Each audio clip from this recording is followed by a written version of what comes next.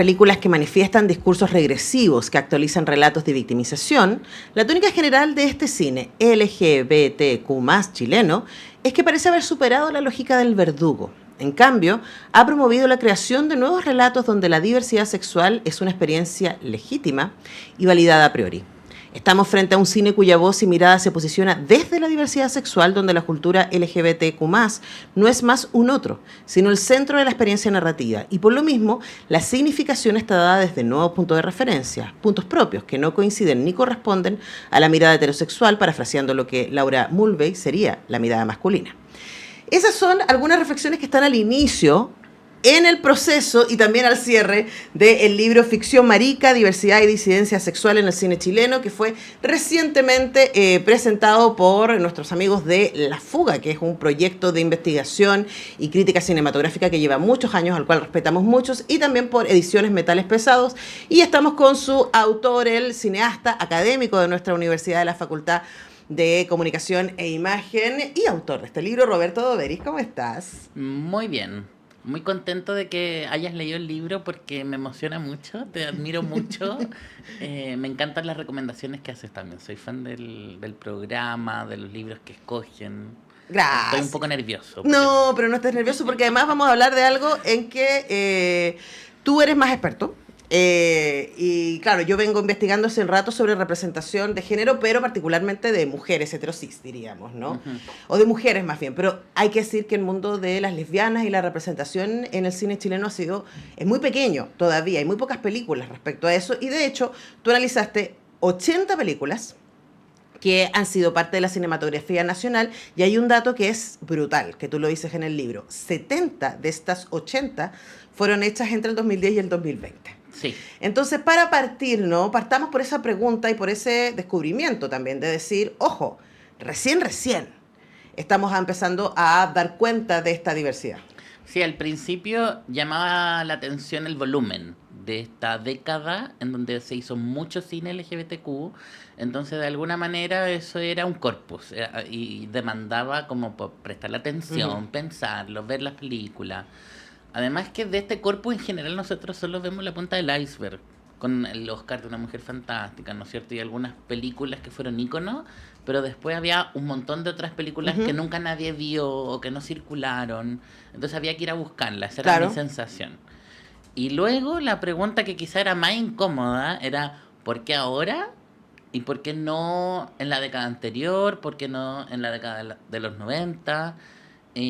Pensando en que otras cinematografías como la argentina, la española, la mexicana, la brasilera, sí tenían películas LGBTQ en esos momentos. Uh-huh. Entonces, bueno, no es que la respuesta sea simple, pero estaba arrojada ahí la pregunta. Claro. Ahora, también en las poquitas películas que hay previas, tú te detienes, ¿no? Hay algunas películas de finales de los 70, uno podría decir así como si uno toma Julio, comienza en Julio, y un par de personajes a los que tú te refieres en el libro. También hay algo allá afuera, ¿cierto? Y Caluga Aumenta, que son películas que uno diría de la transición, esas dos, en donde está lateralmente el tema de la homosexualidad, ¿no? Pero hay una cosa que es clave y que está en ese párrafo, y que también tiene que ver contigo y con tu historia. Y es que todas esas películas fueron hechas por hombres heterosis, por directores hombres, ¿no? Y una cosa que yo siento, y yo estaba acá analizando esto también desde Cine Chile, que cambió radicalmente fue el advenimiento de directores y directoras que pertenecen a la comunidad LGBTQ+. Entonces, preguntarte por cómo eso cambia todo.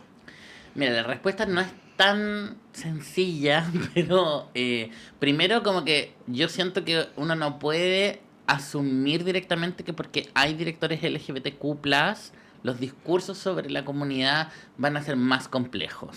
Ok, eso es como pasa con que toda mujer cineasta es feminista. Exacto. No es cierto. No es cierto. Pero al mismo tiempo que los directores fueran más diversos, habla de que la sociedad es más diversa.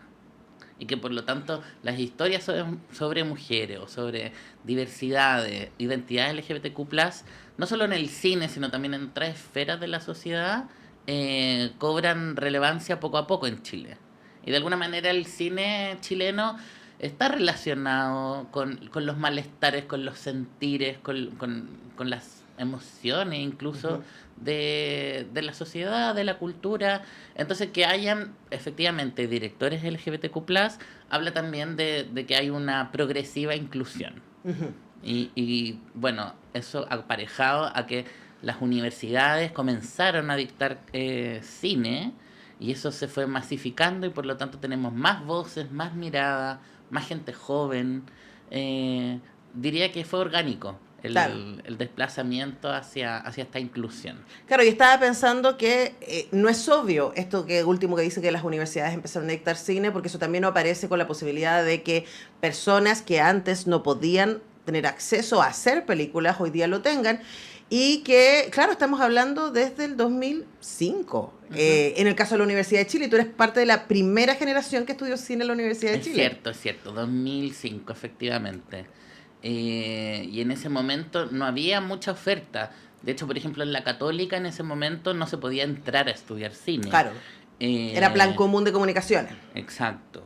Y ahí se No abre la estaba la UDD, UDD, estaba recién, creo. sale junto con la Chile.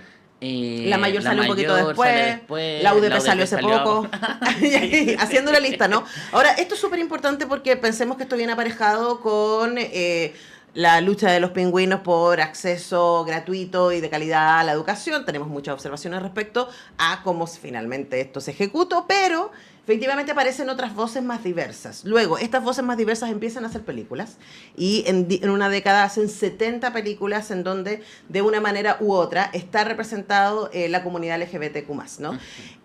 Y tú analizaste esas películas. ¿Qué hoy día es lo que más te llama la atención de lo que aparece ahí? Mira, por contraste hay una cosa que me llama la atención, que es que si bien nosotros hacemos muchas películas en Chile y de muy alto interés, comparado con cines en México, cines en Brasil, el fenómeno LGBTQ+ en Chile es más fuerte Ujú. y ocupa una presencia porcentual del volumen de películas que se hacen mayor. Que es cerca del 14%. Ajá, es más que en Argentina, más que en Brasil, más que en Colombia, más que en México. Ojo con ese dato, porque tú sabes que ese porcentaje es el mismo porcentaje de películas chilenas que hablan sobre la dictadura. Wow. Entonces, cuando a mí me dicen, no, pero es que el cine chileno solo habla de la dictadura, y usted dice, ¿usted el cine chileno solo habla de LGTBQ+? Bueno, porque es el mismo porcentaje de temas que nos representan. Bueno, el porcentaje sube si uno lo considera de películas estrenadas en cines comerciales. Ujú. O sea, no es tan marginal tampoco. Claro. O sea, incluso si uno analiza películas que fueron estrenadas comercialmente, el porcentaje creo que asciende a 17, 18. Ujú. Entonces va subiendo. Entonces no fue un discurso que estuvo marginado en el cine chileno. Al contrario, ocupó un lugar central, nos significó premios internacionales y también nos significó una diversidad porque son 80 películas, entonces Ujú. son todas muy distintas entre sí. Entonces no hay un único discurso LGBTQ+, hay muchos. Claro, y de hecho ahí quería ir, y recuerdo que estamos con Roberto Doveri, cineasta, académico de la Facultad de la Comunicación e Imagen y autor de este libro, Ficción Marica, Diversidad y Disidencia Sexual en el Cine Chileno, porque uno dice, bueno, ya, están saliendo de las 50 largometrajes que se están estrenando en Chile, tú trabajaste solo ficción, eso es súper Sí. importante. No ficción en documental. Entonces, digamos, de los 20 largometrajes de ficción que están saliendo, por lo menos 2, diríamos, o 1,5, en promedio estarían cerca de hablar de la diversidad sexual. No, 4. Ah, perfecto. 3, 4. 3, 4, Son bueno. 20, sí. Pero, ojo ahí, porque hay algunas que siguen teniendo relatos más bien conservadores Sí. respecto. No todo es como, mira, estamos súper bien representados. Entonces, tú eres parte de la comunidad, Roberto. ¿Cuándo decimos estoy bien representado? ¿Ese tipo de amor o ese tipo de vida que se presenta ahí se parece a la mía y a la de mis amigos? ¿Y cuándo decimos, en serio, todavía nos están castigando desde el relato? Es una difícil pregunta. Yo personalmente respondería que yo no soy tan picky. Ujú. No juzgo tan rápido. Porque además soy cinéfilo, entonces en general me gustan todas las películas. Ya. Peco de entusiasta. ¿Y no te pasa que a veces tú decís, pero en serio? A mí me pasa. Así como, ¿en Lo que serio pasa todavía es que estamos en siento ese relato? Lo que pasa es que siento que me puedo relacionar de forma contradictoria con las películas y no pasa nada. Entonces Ya. puede que una película me encuentre que tenga ciertos aciertos, pero efectivamente cuando ponemos el lente de la mirada de género, hay muchas películas que no lo resisten. Exacto. Y eso hay que decirlo. Claro, y hay me que pasó hacerlo ayer. ver. Ayer fui a ver Gladiador 2 Ajá. y lo pasé chancho. Es muy entretenida, pero es otra película en donde entre dos hombres podrían haberse sentado a conversar y en vez de eso se agarran a combos. Mira. Y uno dice, ¿en serio todavía? A mí lo que no me gusta, no es que no me guste, sino que considero que es regresivo castigar al personaje diverso en la ficción. Puede ser hasta la muerte, pero también hay otros tipos de castigos. Expliquemos un poco eso porque es cuando el guión o cuando la misma producción de la película castiga. Y no necesariamente es una representación de la realidad, porque mucha gente dice, bueno, pero es que eso es lo que pasa en la realidad. Sí, no. Sí, pero el cine no es realidad, entonces el cine es una decisión.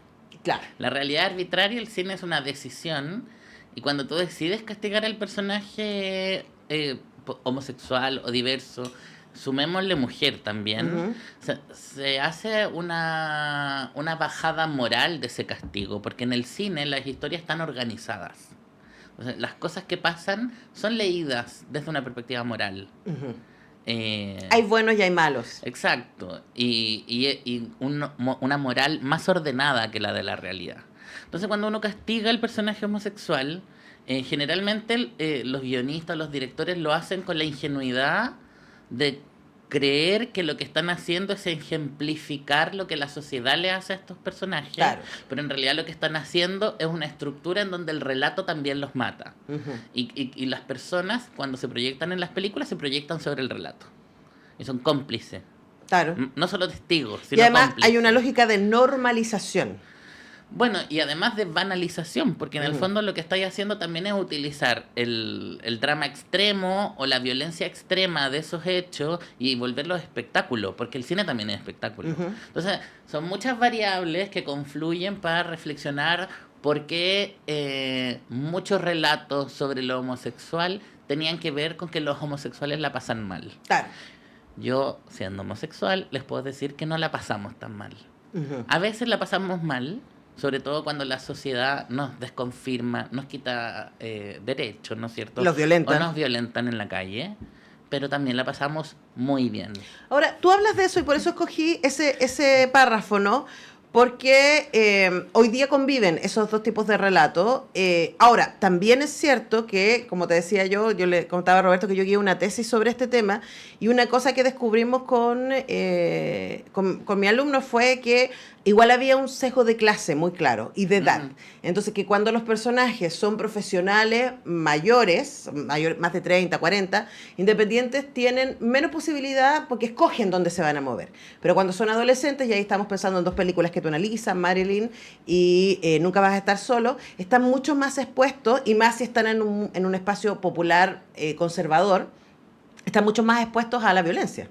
Sí, yo creo que incluso más allá del género, o sea, obviamente que es lo que nos interesa, pero la violencia está distribuida en clases, po. O sea, efectivamente, la gente cuica no va a Estación Central porque, comillas, no se expone. Claro. ¿Cachai? Entonces, de alguna forma, esto de construir espacios seguros... Y no que en las condes no haya violencia, es otro tipo. Exacto, es otro tipo. Son otro tipo de violencias, pero esta segregación que hay además, sobre todo en Santiago, porque si uno va a otras ciudades, la segregación no es tan dura como en Santiago de Chile. Pero también, si uno va a otras ciudades, lo hablamos acá para las elecciones, ¿no? El nivel de conservadurismo, especialmente en los pueblos pequeños, que todavía tienen la lógica patronal, es muy, muy fuerte. No, y yo estoy pensando en urbes. Claro, no, pero ser gay ahí es... De hecho, hay muchas películas que se tratan precisamente de contraponer estos personajes en contexto más provinciano. La nave del... Pienso en La nave del olvido. Qué linda película, La nave del olvido. Soy fan de La nave del olvido, por favor, todos vean. Todos vean, está en onda media. Linda, es una hermosa historia de amor entre dos mujeres grandes. Y claro, bueno, los fuertes que lo comentábamos antes de que comenzara el programa también ocurren en un contexto más de provincia, pero luego también queremos ver cómo los discursos se pueden instalar ahí o las historias se pueden instalar ahí siendo más fieles al personaje y no esquematizando que todas las ciudades de provincia son homofóbicas, porque tampoco es así. Claro. En general siempre hay matices, ¿no es cierto? Y esto de castigar al personaje también tiene que ver con no ponerse en el lugar del personaje.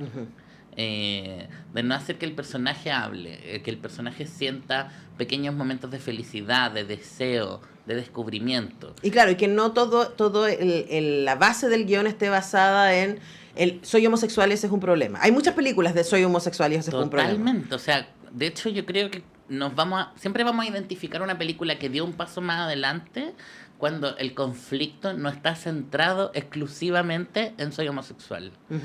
O, si es que lo vemos desde una perspectiva más de género, también el conflicto es soy mujer. Pensemos en Drama, de Matías Lira. El conflicto del personaje femenino es soy puta. Claro. Y no tiene más capas. Claro. Y la verdad es que ninguna mujer ha tenido ese conflicto interno. Únicamente. Claro, claro, estaba pensando, son diversos porque ese es uno de los lugares en donde la sociedad te marca, ¿no? Ahora, Roberto, y yo podría estar horas hablando con Roberto, seguramente lo vamos a hacer en algún momento, con un pisco sour o algo, pero una de las cosas que también es linda del libro es que nos permite contextualizar. Estamos hablando a propósito de este libro, Ficción Marica, porque esta conversación que estamos teniendo está en el libro, pero está muy contextualizada. Hay una historia de la representación LGBTQ+, en el cine en general, en el cine en Chile, hay una historia de los movimientos, de reivindicación de las diversidades en Chile, y es muy interesante cómo el cine habla con esto, ¿no? Y ahí, para cerrar, preguntarte, y entre paréntesis, también hay una parte que me llamó mucho la atención de cómo los grandes festivales, los festivales KCA, tipo Cannes, Venecia, Berlín, en los últimos años, de manera muy reciente, diríamos en la última década y media, han instituido al interior de sus galardones un premio específicamente para películas de estas temáticas, ¿no? Y el cine chileno le ha ido muy bien ahí, a nivel internacional. Pero preguntarte por esta tensión entre discursos sociales y discursos cinematográficos. ¿Cómo sientes tú que se retroalimentan? Yo creo que son un correlato, se retroalimentan efectivamente, pero yo creo que el cine chileno se caracteriza precisamente por no ser un reflejo de la sociedad o de la realidad, sino que tender a problematizarla. Eso hace que el cine chileno quizás sea más duro o más difícil o más de autor, pero eso también son todas sus medallitas internacionales, porque a todos los cinéfilos del mundo les encanta el cine chileno, porque es un cine que problematiza, que instala preguntas, que desde lo cinematográfico interroga. Entonces, incluso cuando nosotros decimos los malestares de la sociedad comenzaron a ser temas en las películas, resulta que esas películas no son ilustraciones de esos temas, sino que indagan y van un paso más allá en la problematización y hacen parte al espectador de pensar ese problema. Si es que ese problema es el mismo problema que lo vemos, no sé, en las noticias o en el diario, la respuesta es no, ¿no es cierto? El cine tiene una forma particular de hablar, de pensar en imágenes, de interrogar, y yo creo que esa es la respuesta, que el cine chileno en particular tiene esa característica. Y al mismo tiempo tiene un efecto, o sea, tú lo dices también en el libro, nos recuerda el efecto político que tuvo, el reconocimiento que tuvo Una Mujer Fantástica a nivel mundial, incluido el Oscar, y por lo tanto como eso fue un impulso importante para la ley de identidad de género. Entonces, está esta ir y venir, que es muy entretenido y que ustedes pueden reflexionar en este libro, que quiero hacer el énfasis. Este libro es parte de la investigación para el título de magíster de nuestro invitado Roberto Doberis. Es un libro, por supuesto, que viene desde la academia, pero es un libro muy entretenido de leer, muy fácil de leer. No es un libro cabezón, duro, que usted necesita haber tenido varios posgrados para poder vincularse. Es muy entretenido y de verdad es para público amplio, no es para especialistas. Hay que aclarar que la tesis de magíster en realidad es como la mitad del libro. Y luego me invitaron a Metales Pesados y a La Fuga a expandir esta investigación y hacer el abanico de todas las películas chilenas. Y ahí nació Ficción Marica. Claro, para que la gente, o sea, es como hacemos el énfasis para que la gente sepa que es un libro que viene de la academia, pero es un libro para académicos exclusivamente. Y para que lo consigan están Metales Pesados, por supuesto, y en librerías, ediciones Metales Pesados con La Fuga. Hemos conversado con el cineasta académico y escritor Roberto Doberis. Gracias. Un placer tenerte acá, querido. Nosotros tenemos que despedir el programa, son las 10:55. Mañana volvemos con Tania, con el Manuel, con el Pancho para hacer un nuevo semáforo. Nos encontramos.